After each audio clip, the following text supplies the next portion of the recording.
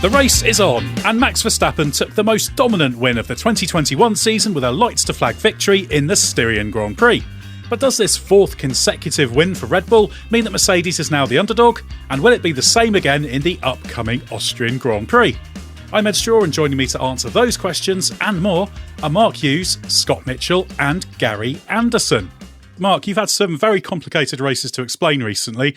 This one looked pretty straightforward in that Verstappen led from pole position, controlled the race superbly. Was there ever any doubt? Not really, no. They had 2.5 tenths advantage, and it just played out. They were clinical in how they used it. Verstappen did a perfect executed qualifying and race, really, and ran Mercedes ragged, and the Mercedes guys were pushing much harder than the Red Bull guys, just trying to keep up, and eventually the tyres sort of cried enough on the Merc, and the Red Bull still had that performance in hand. So, in the modern era, we talked about this before, the way you run a Grand Prix when you've got a dominant car, it doesn't make it look as dominant as it looked in the old days, perhaps, because all you do is you first of all get out of DRS reach, and then you get out of undercut reach, and then you just judge your pace back to the guy that's chasing you, so that you're not taking too much out of the tyres, so that you can always respond. And that's all Max did, and that's all he needed to do. And had he been pushed harder, I'm sure there was plenty more in hand. And it was really no strategic tricks that could have been played that might have upset it. The Apple car, would have taken something random like the thunderstorm that was half promised, or some sort of incident coming at the wrong time, but for one and not the other. Other than that, it was very, very straightforward race. One of Formula One's favourite things is imminent rain that never comes, or at least waits until about 10 minutes after the race and soaks everyone on the scene but doesn't liven up the race. But yeah, relatively straightforward, comfortable win for Red Bull. But Gary, Mercedes was outclassed. Deficit of probably a couple of tenths in pace in the race. Who knows, maybe more if Verstappen had really stretched his legs. That's 4 defeats in a row now. Now, Simon Townend, he's the first of our Members Club questioners, asks, where has the Mercedes pace gone? And he also suggests that it feels like a season-defining result in terms of triggering this sense of resignation from Hamilton and Mercedes, with them knowing there's not any further development to come. So has Mercedes created the ultimate diva and can't find the sweet spot, or has Red Bull aced it? Well, I think really, Mercedes have had a diva for a few years now, but they've always, as you say, they've always got on top of it. They've always got it to work into its working window quite well. But all the stuff that they're sort of spent their time this year doing, which from my point of view was complaining about the high rake regulation, or the floor regulations that suited the high rake cars, the flexing wings, now the engine performance, even the tyre pressures, and how that Verstappen and them seem to be running lower tyre pressures than others. All of this stuff just mounts up to the fact that Mercedes don't look as though they're focused on themselves and making themselves better. They look as though they're focused on trying to hurt somebody else. Even today in the race, Lewis Hamilton was sort of asking Bono where he was losing time at, and to have that conversation during a race and be told that you're losing a quarter of a second on the straights, that's not something you should be doing during a Grand Prix. You get your head down and you're trying to drive and do the best job you can with the car you've got.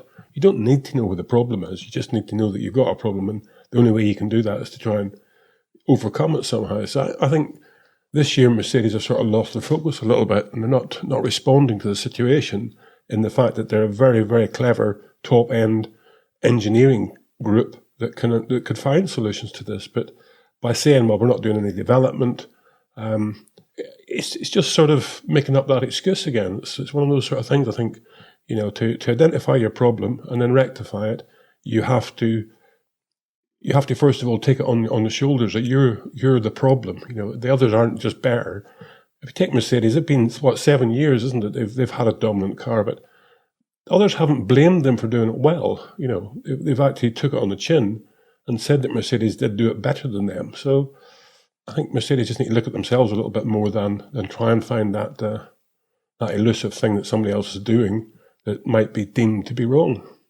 Yeah, they made a little bit of noise about the new Honda engine that was introduced. They did make some reliability tweaks, which are permitted. That's all in the regulations. But I did ask Toto Wolff if there was some implication that there was a performance gain connected, but he did say, no, it was all fair and above board, and it's all transparent, that process. But there's another question. Bob from New York asks if Mercedes tyre wear issues were down to the choice of downforce package, as it seems that Red Bull were kinder to the Pirellis in Austria. Well, the thing, it's very strange, is just, if you go around the corners faster, because you've got more wing on the car, that's where the tyre gets used. So if you actually have a setup on the car with less downforce that's allowing you still to do the better lap time, and you're not going around the corners just as quickly, but you're making it up down the straights, then that's easier on the tyres. So it's very, very easy to destroy yourself, really, by thinking that you have a better solution, because the tyre only gets used in the corner. That's where the maximum usage is. You're pulling 4.5 G.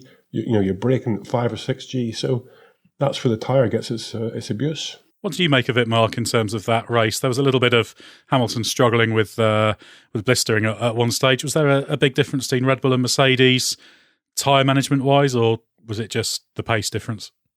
Yeah, there was a little bit of difference, but as I say, I think it was a function of how hard they were being pushed. Yes, the Merc had a bigger rear wing on it. It does seem to its optimum does seem to be by default a bigger rear wing than the Red Bull's optimum. So that's part of the straight line deficit, and the Red Bull was getting through the corners just as quickly, apart from turns 6 and 7, which is the fast sweeps, where the Mercedes was slightly quicker, but not enough so to offset the straight line.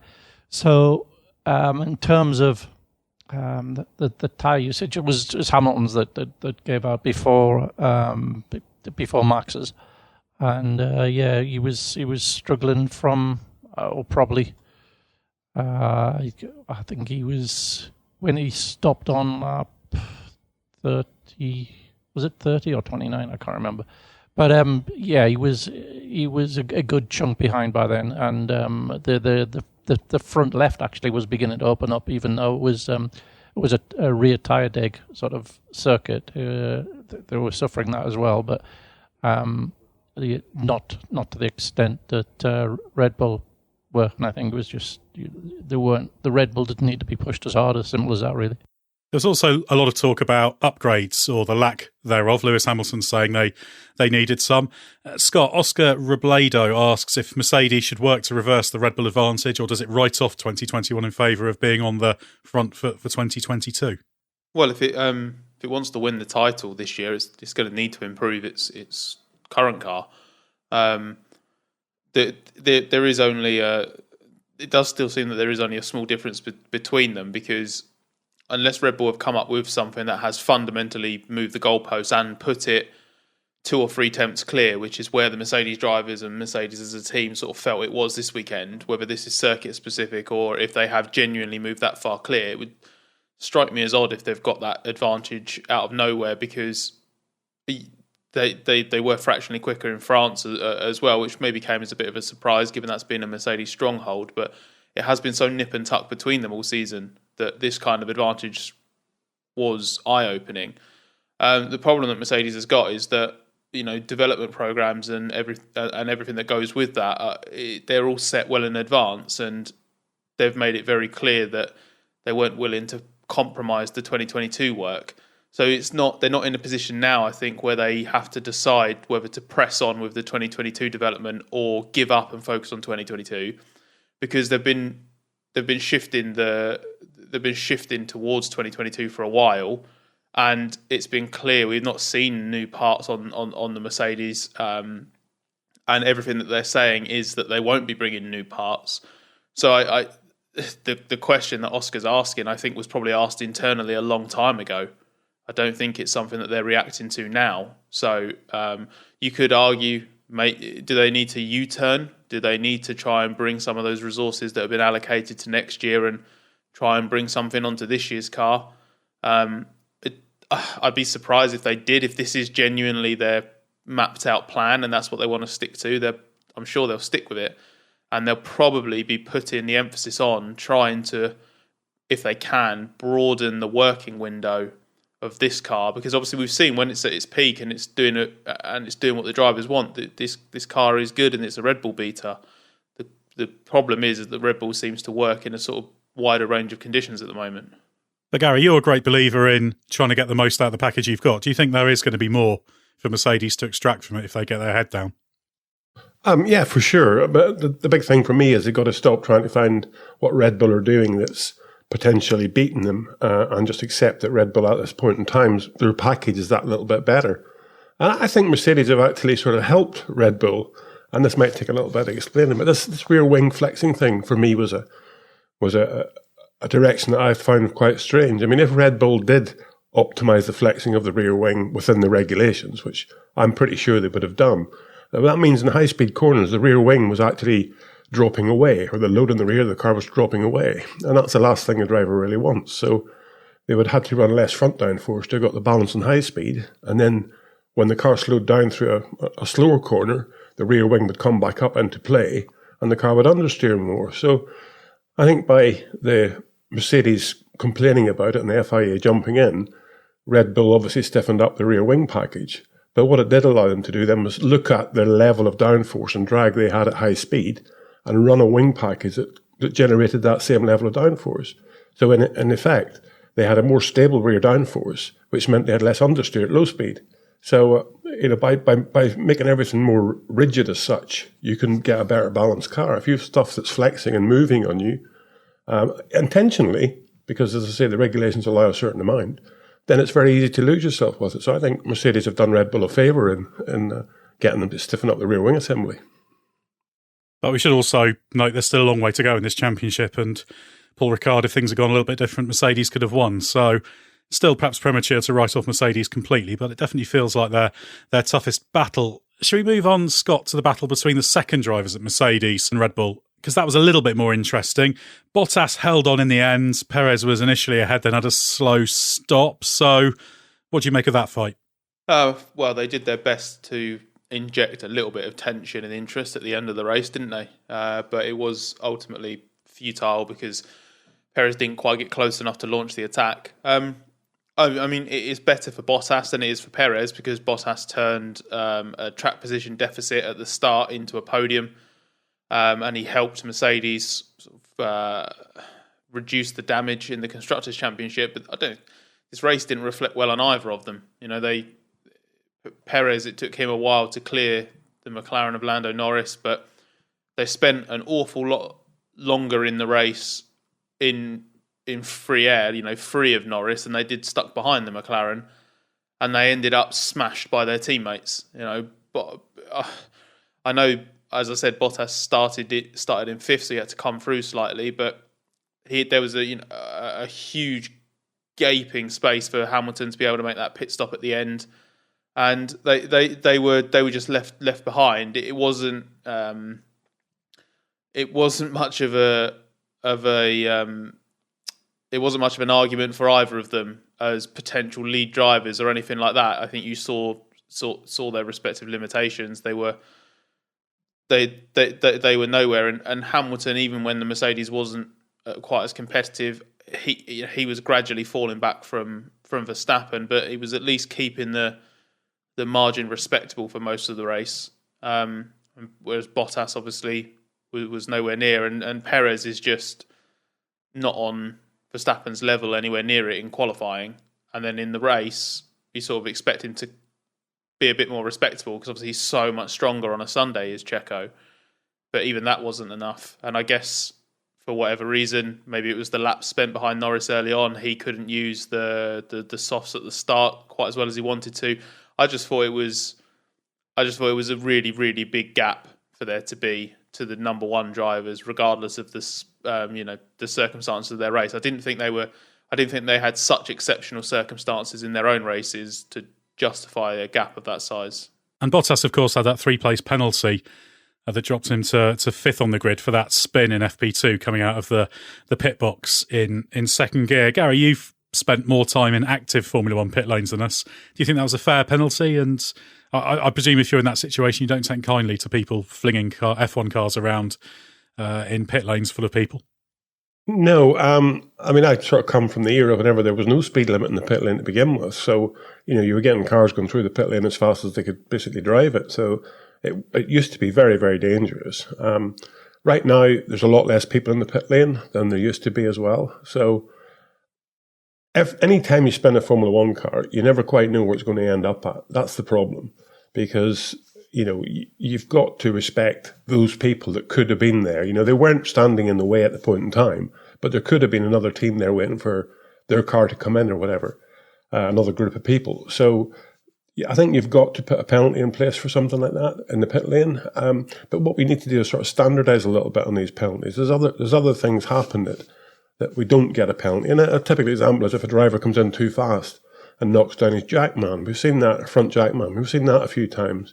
Those are the things that the team and the driver, they're responsible for the safety within the pits. And with the pit crews that we have now, there's 16, 17, 18 people out there whenever a car's coming in. So if you had the Bottas occasion happen whenever you've got a full crew out there waiting in their car coming in, it could be disastrous. So yes, I think you have to have a penalty for that. You got to try and stop it before it gets out of control. But it's a difficult one to do, because obviously, if pit lanes are wet, it's going to be even so much easier to spin and do something wrong. But I think, a lesson needed to be set there, or whatever you like to call it, a precedent needed to be set. And I think that's really what the FIA did.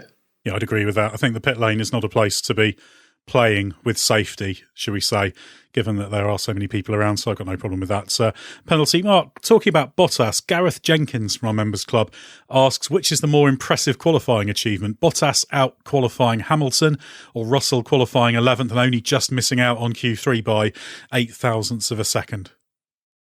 Yeah, they're both pretty impressive standalone achievements. For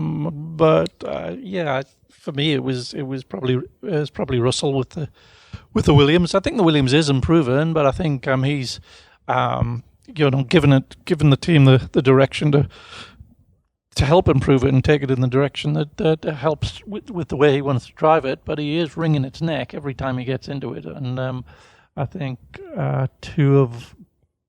it's improving, but it's not a Q3 car, and he came within hundredths of getting it into Q3. So yeah, as a standout, exceptional piece of qualifying, I would say probably George. Yeah, I think Russell has been consistently extracting the most from the car in qualifying, and that's putting him ahead of cars that should be quicker if drivers were getting the most out of them. So yeah, another very, very good Saturday for him, keeping up his 100% Q2 record. Well, Gary, seeing as we talked about George Russell, should we quickly have a look at what happened to him after that stellar qualifying performance? He started 10th thanks to Tsunoda's penalty, ran 8th in the first stint, really well managed. Then it became clear he was losing air from the pneumatic system, which led to him switching to 2 stops and then retiring. So can you explain what might have gone wrong there, please? Yeah, well, obviously he was running 8th, but more importantly for me, he was running a competitive 8th and a very mature 8th, I suppose. So this was looking like a solid result. But the problems, the gremlins crept in again, and he just doesn't seem to have any luck. On these engines, they've got an air valve system, and basically, years ago, the springs, the valve springs, were done away with, and you have a little air cylinder there to replace the valve spring. It's lighter, and you don't get that resonance of the spring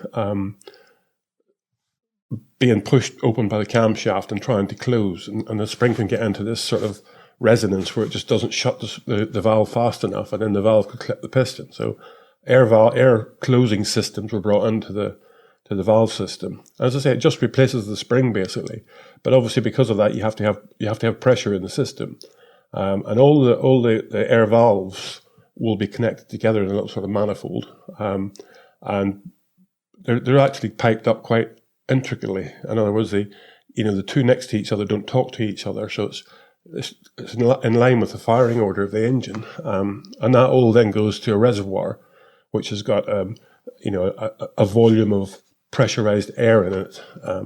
Not a big volume, but it's a volume of pressurized air just to allow to put a bit more of a cushion in, so the spring doesn't see a big change of pressure, a big change of force as it's opened and shut. And obviously somewhere along that system there was a leak of some sort.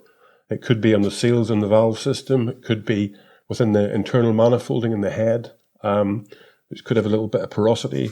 It could have been on an external pipe connection because the reservoir would be in the side pod somewhere. So you can get to it and top it up if you need to. But that has to be piped up then to the engine. So many connections and stuff on the way that, if one failed that little bit, and it won't take very long, obviously they pitted in and topped it up to try to overcome the issue. But then it went back down again. So, you can't really take the risk these days with the engines. And you never get on top of it. I mean, if you had a leak, I think he did about 3 laps before we had to come back in again.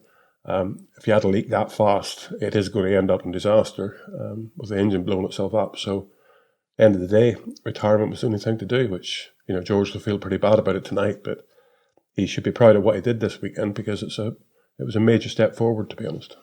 Yeah, and certainly he was on course for a good result. If he'd stayed between Tsunoda and Alonso, that would have been 10th place, and he reckoned he could have finished a few places higher. Scott, Oscar Robledo asks, when will George Russell get some luck? And more seriously, has he done enough to justify the second Mercedes seat?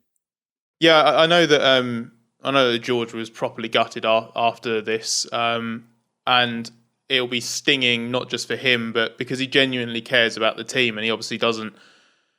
He knows that these opportunities don't come along too often for Williams, and I think he was genuinely hurting on behalf of the team after this. But ultimately, this is something that's it's going to count against the team longer term than it will George. This is the sort of result, if you get it, that's the difference between 8th and 10th in the Constructors' Championship, and that has financial consequences for Williams. Whereas for George, it's something, Gary was sort of alluding to, he'll be really upset about it for 24 hours or so, and then he'll get over it. This result, sort of linking into Oscar's question, it's not going to really impact anything about George's situation. It's not like he's... I'd be very surprised if to get the second Mercedes seat, he was told he had to get a points finish in Austria, for example. All he's done is he's had a short window at the start of the race to prove his credentials. I think he took it. He was driving a very good first stint. It's another showcase of his abilities. It might just underline his credentials and the argument for him having that Mercedes seat. I think he's done more than enough to justify it. So I didn't feel like when it happened, I was gutted for him because it's a shame, and it would be great to see him and Williams get that result. But I didn't feel like it was taking something bigger away from him. It's just something like this in the moment. I think this is one where you do have to file it under just pure bad luck for George himself. Whereas I know that a couple of other times he's been in points contention with Williams and it's not gone to plan. There have been questions afterwards about whether he's choked. Has he thrown this away? Does this show that he can't actually handle this situation? I still believe that what he did in the Sakir Grand Prix for Mercedes last year, it trumps any potential mistake he may have made for Williams fighting over a 9th or a 10th place finish, because he was in with a chance of winning a Grand Prix and should have won. So, he will get some luck sooner rather than later. I think he's a driver who's yet again in the first stint of this Grand Prix proven that he deserves bigger opportunities than he's got at the moment. And sooner or later, that luck will turn. But yeah, he's definitely done enough to justify a bigger opportunity than what he's got now. I think it's worth noting where he is impressive as well is in the way he manages races and the race stints, which is an area sometimes of weakness for Bottas. I think that's sometimes underestimated. People talk about the first lap weakness Russell sometimes has, which didn't show today. He was 10th up to 8th. Admittedly, that was 2 places that were handed to him, but he didn't lose any ground on the first lap. That's focused on. But yeah, he manages these stints very, very well. Shall we move on to McLaren, Mark? Lando Norris, another fine drive, 5th place. Justine Kaufman's question is that it was quite surprising to see Lando Norris yield a podium position early on while looking quite pacey. And having also seen Daniel Ricciardo suffer from a momentary power deficit, is it possible temperature sensitivity was a weakness there? Or is it elevation of the Red Bull ring that was more impactful? Or was Norris just managing his race the way he felt needed to be? I think there's a couple of elements there. Yes, I think it was a little bit marginal on cooling. It was an extremely hot day anyway, but it's a high altitude track. And if you're at all marginal on cooling, you will have to manage it a little bit, and I think there was a certain amount of that going on with both McLarens. But in terms of the pace, I think Lando did it about right. I think he judged it about right. He fought over the place on the first lap. The others, Perez and Bottas, were sort of tucked in behind him and just managing their tyres on the heavy fuel load, and they weren't really challenging him. But as soon as they decided to challenge him, it was going to cost him more time to fight with the cars that ultimately were going to beat him anyway. So he was only going to be losing time against his real competition, which later turned out to be Sainz's Ferrari. So I think he judged it perfectly, actually. I don't think that may have coincided with when he needed to do a bit of management with the cooling, in which case it was even more finely judged. So no, I don't think it was particularly an issue. But yes, it was quite demanding of the cooling here this weekend, especially the electrical systems. And ultimately, I don't think it made much difference to the result for Norris. His battle was, as you said, indeed with Sainz, and in fact, he was helped in that by Lewis Hamilton parking in front of Carlos Sainz for a chunk of the second stint, while struggling a little bit for pace himself. The next question, Simon Herbert, is actually directed at me. He asks, at what point does Ed think that Ricciardo's struggles against Norris will become career-threatening? I'd say we're some way off being career-threatening at the moment. He's got a lot of credit in the bank. He is a high-quality driver. He's got a 3-year deal with McLaren. However, I do think we've kind of moved from the period in the early season where it's kind of normal adaptation into the point where he's making slightly heavy weather of it. I don't think it's a crisis, but it's proving tough for Ricciardo. I think this is a bit of a shock, his performance here. I'd be very interested to see how he goes at the same circuit this weekend, because he's got all the data he could need. He has another go at the Red Bull Ring. So this is a great opportunity to show if he really understands and can adapt. So if I don't see any progress in that regard, I'd be pretty worried. Ultimately, I think if he gets into the second half of the season, after the break, particularly the last third or so, and he's still having moments like this, then that's a bit of a problem, because then you will start to see the tide permanently turning and Norris just being seen as a higher caliber driver. But I think he's still got credit, and I'm sure he'll get there in the end, because he is a very, very good driver. Ferrari, Gary, they excelled in qualifying and slumped in the race in France, but it's the other way round at the Red Bull Ring. Carlos Sainz 6th, Charles Leclerc 7th. They put a lot of effort into tackling their tyre troubles. Tamara Salter asks, what changes have Ferrari made in 1 week to turn around their race pace? Well, one of the big changes, obviously, is a different circuit. So you've got to sort of look at that. But, Ferrari, they sort of still confuse me a little bit, because they don't seem to be able to get on top of the good qualifying and a good race at the same time. And that's the challenge, really.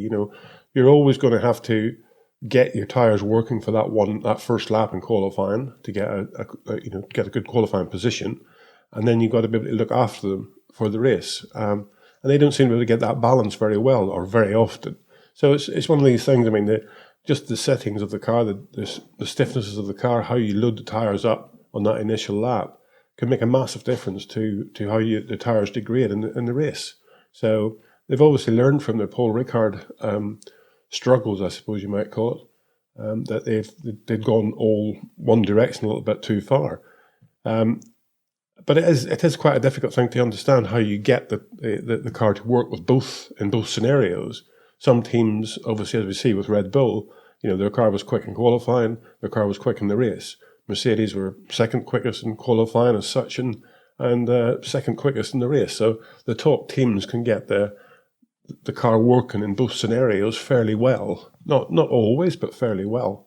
And that's the thing they've got to focus on. But I think this weekend, it probably shows them quite a big step, because they've come from Paul Ricard, where it was all one way, and they've come to the A1 ring or the Red Bull ring, and it's all the other way. So they've actually been able to, tinker with the little bits that make the difference. So now they've got to look at how they can combine those little bits and try to get the best out of the car in both scenarios. But it's no easy task, I have to say, because with these regulations the way they are, where the car goes into park firmly, you can only tinker with a few little bits and pieces. The differential setup, front wing angles.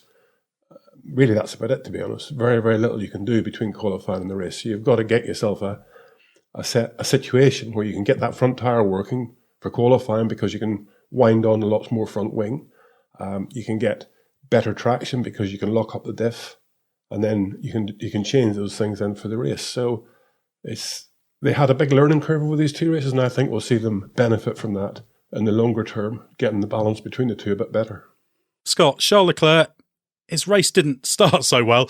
He had that stop at the end of the first lap after the clash with Pierre Gasly on the first lap. Richard Craig asks, do you agree that Leclerc should have received a penalty for his careless wandering across the track?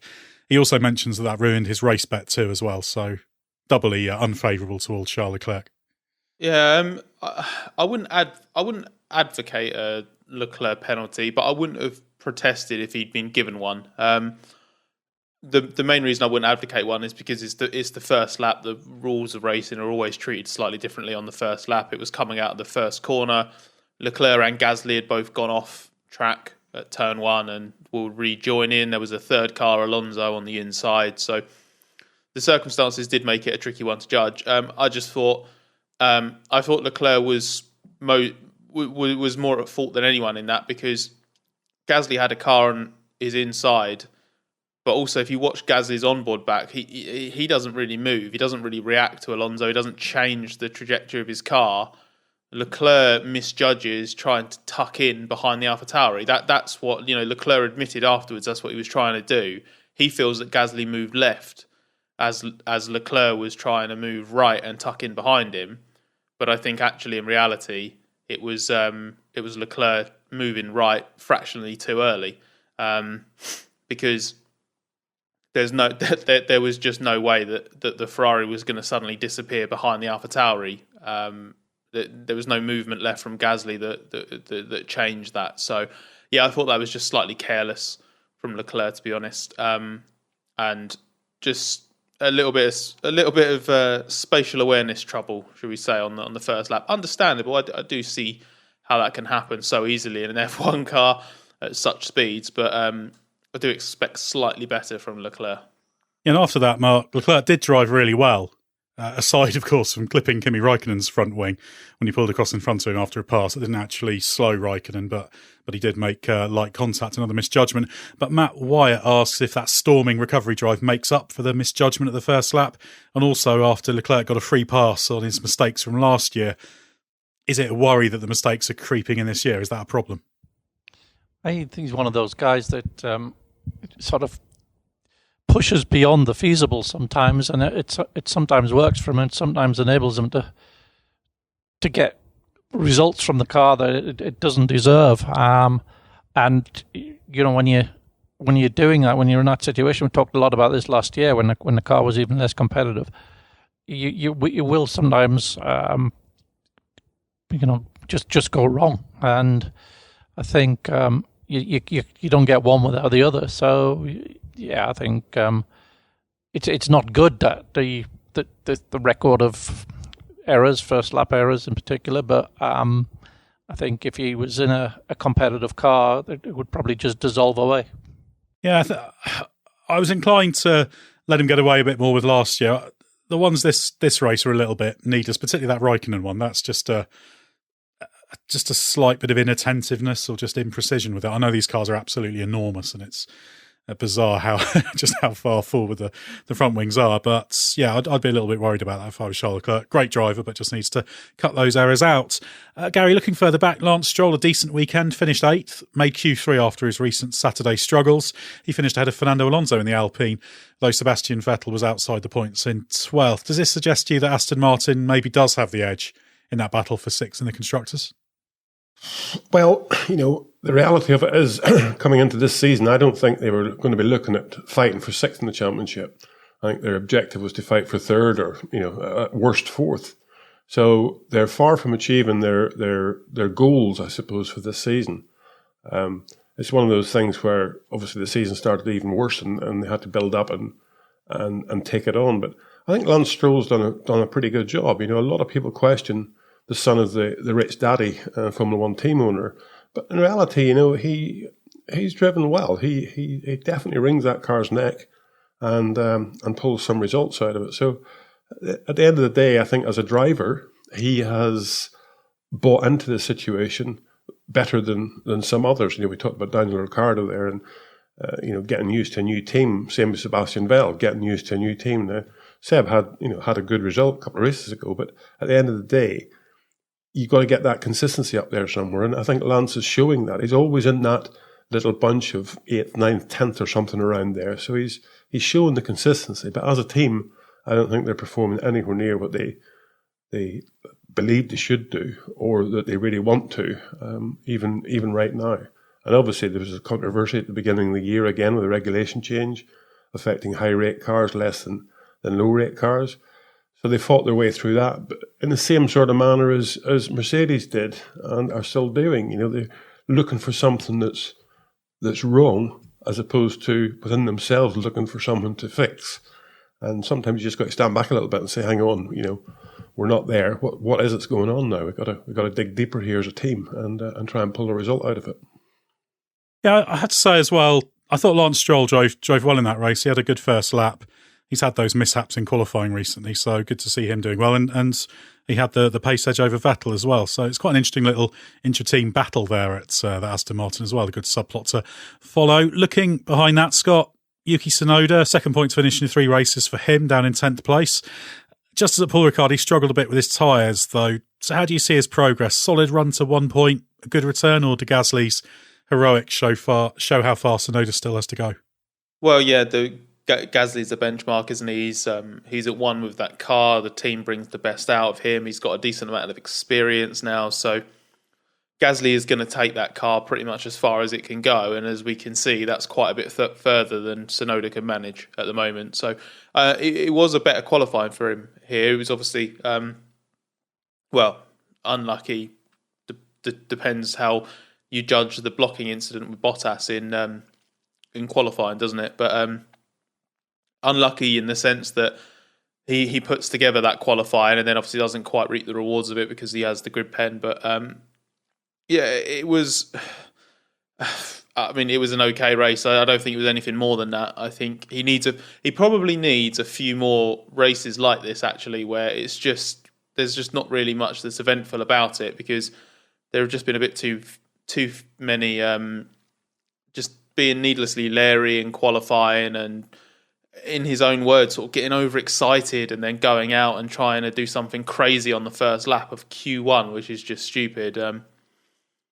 And I think he's in the process now of rounding off the sharpest edges, but it's going to be a long one. The tyre management today, there seemed to be some confusion over the radio where it wasn't entirely clear, but the suggestion was either the team was asking something of him that he didn't quite understand, or he was feeding back something that the team didn't understand. And essentially, I think the end result was some crossed wires, Tsunoda being told to push when he didn't have the tyres to push, routing the rest of the tyre, and then leaving himself in trouble. And if there's anything you cannot do in this era of Formula One, it's massively overdo your tyres at critical moments. So he clearly just has plenty to learn. He's a rookie. It's really intense in that midfield fight. So ultimately, small misjudgments, let alone big ones, are going to be punished more than perhaps they might have been in the past. It's hard to say, but ultimately, top 10 finish is fine. It's just nowhere near what that car was capable of, and it would have been okay, I guess, if he'd been sort of 9th or 10th with Gasly bringing home a 5th or a 6th.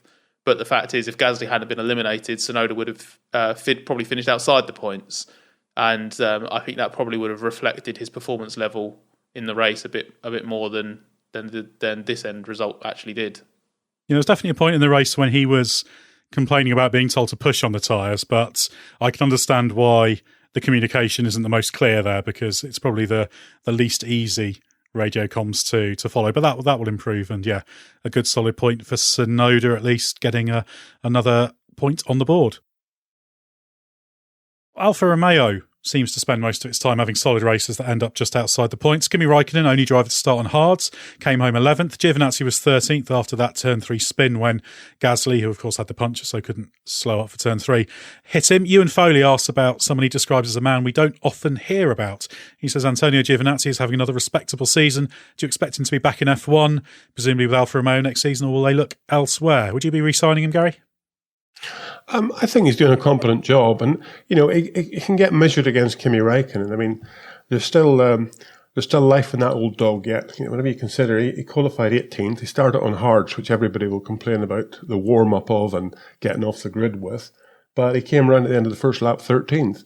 He always makes up positions in that first lap, Kimi. So he's racing pretty hard. So I think for Giovinazzi, he's got to just take on the fact that he's getting measured against Kimi. The car isn't good enough, consistently enough for him to learn how to drive it. I think that's the thing to look at. You got to get some consistency in there, week in, week out, so you can get to the pace of the car and know that's where you are, and then you can try and build on it that little bit better. And if you go right up the front of the grid, that's sort of what happens to the front guys. Max, they got consistent pace, so then they can look deeper at how they actually find that other little tenth of a second or whatever.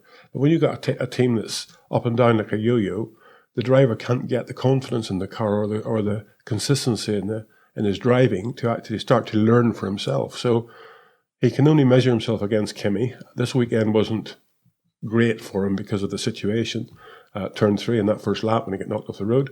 But at the end of the day, I think he's a competent driver. I probably expected a bit more from him because whenever he was doing, as it was then, GP2, now called F2, I really did rate the guy. I thought he was excellent, and I thought he should have been signed up much, much quicker. But when he initially got in the Formula 1 car, he blotted his copybook a bit, and that didn't do him any favours. The big thing is going to be, is that team going to be Alfa Romeo next year, or is it going to be someone else? Is it going to go back to the Sauber name? That's a bit of a question mark. And if it does that, then I think they'll be out there looking for drivers with money more than an Italian driver that's associated with Ferrari. So he's in the hands of the gods at the moment, I think. He just needs to focus on trying to make sure he is in there fighting with Kimi and beating Kimi, both in qualifying and in the race. And that's no easy task. Yeah, it's a funny one with Alfa. They're always just kind of on the edge of the point. So I do tend to think, Mark, that maybe if they did have an absolute superstar in there, they'd be picking up a few more points. Giovinazzi's good, but I'm not sure he's quite shown himself to be in that potential mega category, shall we say. Well, he definitely hasn't, in fact. Yeah, I'd agree. If you just sort of took a tenth and a half off the qualifying times, it would tend to move it significantly further up that part of the midfield, and from there you're going to probably score significantly more points. So, I think the driver lineup is still a question mark there. Kimi races well, but I think his best qualifying days are past, and we don't really. Giovinazzi's had the upper hand on Kimi in qualifying this year, but we don't really know what that's like as a baseline. So yeah, I'd be very interested if I was Fred Vasseur to be putting some young up and coming kids in to test and look and just see what how it looks. The rumours at the moment is that the Alfa deal is probably going to be renewed. In which case, you'd expect Giovinazzi to probably stay there. But you've got people like Schwartzman and Eilert's in the car on this coming Friday, actually. So yeah, I think probably it's not going to have the same driver lineup there next year as this one. Let's just see. Yeah, it's an interesting one, the Alfa deal, because there was a point last year when it looked like it might not continue this year, then it was redone. Then at the start of this year, it seemed it wouldn't continue, and now it's edging back towards happening again. So obviously some horse trading going on there in the background. The last of our member questions is from Yanis, who asks, what's the effect of the sliding scale of aerodynamic testing rules for the rest of the season? Does this mean that from July the 1st onwards, Red Bull has less aero time, and how will this affect the championship? The short answer on that is yes, it will have a little bit less aero time, Gary, but will it have much of an impact? Well, it'd be very interesting to see if actually Mercedes were clever enough to use that sliding scale in this first part of the season, because they get a little bit more time in the wind tunnel. So have Mercedes just sort of been playing games and saying, okay, we'll let Red Bull, the switch is 5%. So 2.5% less for Red Bull and 2.5% more for Mercedes going into this second part of the season. So if Mercedes were clever, if Mercedes go out in the next race, and obviously the British Grand Prix and whatever from there on in and blitz the Red Bull thing, then I think it's going to be quite interesting to see if it was a calculated season. I don't think so by any means. A switch of 5% for those two top teams is a big switch. If Mercedes weren't doing any development work for this year's car and they put that extra 5% into this year's car to develop it for the end of the season, then they can use it well, but they can obviously put that into next year's car. So it's all a bit difficult to see. I think the teams now are getting sort of coming to terms with it. So they're just getting more efficient with their wind tunnel and their CFD running, and they're just eliminating some of the runs that basically don't take you anywhere. So just by this sliding scale, you have to just be more efficient in all of it. So I think all of the teams are doing that now, to be honest, and it's just part and parcel of what's going on. I don't see it having a big influence, but I would be interested to see if Mercedes do suddenly start kicking the ball around a bit harder. That'd have been gloriously audacious piece of gamesmanship, but I agree with you. That's enormously unlikely, but it would be fun. Certainly, it's interesting. I don't think it's going to have any impact on this year because all of that wind tunnel and aero testing time, the CFD time, is focused on 2022 now because that is so important. Mark, we've got the last leg of the triple header coming up with the Austrian Grand Prix this weekend. Same track, same car, same drivers. So what scope is there for a different outcome? We've got different tyres. We've got a softer range of tyres.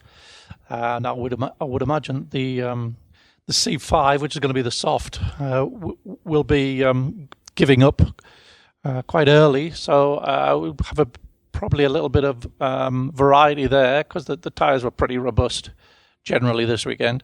Probably be less so next. So yeah, probably a bit more strategic variability. We might see a few two stops. You never know. I mean, the last time the Mercedes was on the C5, Monaco and Baku, it really struggled on it. But they're very different tracks. So yeah, I think that's there's that, and there's always the variability of the weather here. You can have a beautiful hot sunny day, or you can have thunderstorms. So that's always very tempestuous around here. So yeah, I don't think it's necessarily just going to be a repeat of this weekend. And I think people should remember last year when we had the two back-to-back Silverstones, we had a complete switch, didn't we? In the front tyres were the problem for the first race, and obviously we had those tyre failures after the really early safety car forced people into early stops. And then the second one, it was the rears. It's a blistering that Mercedes in particular suffered with and allowed Red Bull to win. So I just like the fact this is a nice test in how some of those little variables can make all the difference. And we always talk about the small details having an impact. And we should briefly say there is a new tyre being trialled in FP1 and FP2. Each driver will get a couple of sets. This is a slightly more robust construction that Pirelli had on the shelf. It's not dramatically different. It's connected to the current range, but just trying to engineer in a little bit more security. So do you think there's much scope for that impacting things if it is indeed adopted as the race tyre for Silverstone onwards? It's one of those things that you can only judge afterwards. It sounds insignificant, but when you introduce a new rear construction in particular, it has quite a big effect on the aero. So it might just trip up one car and not another car. It's they're not a tyre it's not a construction that's been modelled. There's been no wind tunnel model done of it, so the teams haven't had a chance to have a look at it. It's just going to be given their first look at it in this practice session, and so yeah, it might throw up a surprise or two. I don't know. Yeah, it's one of those sort of things where the tyres, obviously they're changing the construction for a reason. I think we saw that reason in Baku, but the combination of the tyre stiffness and actually the tyre pressure, they go hand in hand. So if they've got a stiffer tyre and they can run it, 1 psi, 2 psi lower, then the difference will be minimised. But I doubt if Pirelli will start like that. And the one thing I would do is say if you wanted to go to a circuit to test tyres, it wouldn't be the Red Bull Ring. It's just not that sort of. There's no real high. There is high load corners, but there's no real high load corners for long duration. That we see at some of the other circuits. So they're all pretty snappy type corners. So I wouldn't like to sign it off at A1 ring or at the Red Bull ring and then say it was a good tyre for Silverstone. It might be a bit ambitious to do that, I think. I'm going to make a bold prediction and suggest that the tyres will be run on Friday. Various drivers and teams will complain about it, and Pirelli will say they're wrong to complain. That's my bold prediction about it, but it's slightly stiffer sidewalls. The compounds are the same, but it's just a more robust construction. So sounds fine on paper, but we shall see. Well, thanks very much for your insights, Mark Hughes, Gary Anderson, Scott Mitchell.